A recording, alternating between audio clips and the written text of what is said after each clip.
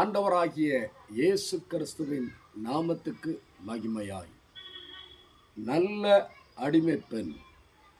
அந்த அடிமைப்பெண் நற்செய்தியை நாகமான் என்கிற படை தளபதிக்கு சொன்னார்.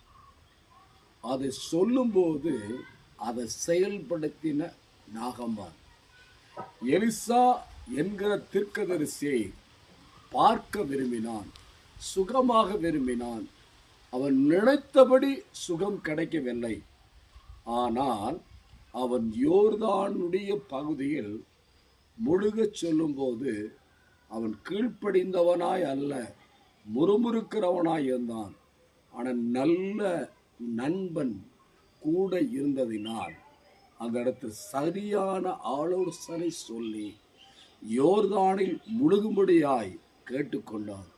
அதன் நிமித்தமாய் யோர்தானிலே நாகமான் முழுகின போது அவன் குஷ்டரோகம் நீங்கி சுகம் பெற்றுக்கொண்டான்.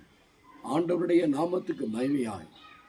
நல்லவர்கள் நம் பக்கத்தில் இருக்கும்போது, நல்ல ஆலோசனை கேட்கும்போது நாம் சுகத்துக்கு நேராய் நாம் நடத்தப்படுவோம். சுகம் என்பது கடவுளுடைய வார்த்தையில் வருகிறது.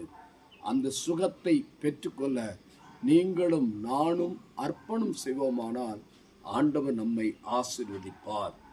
ஆமென், ஆமென்.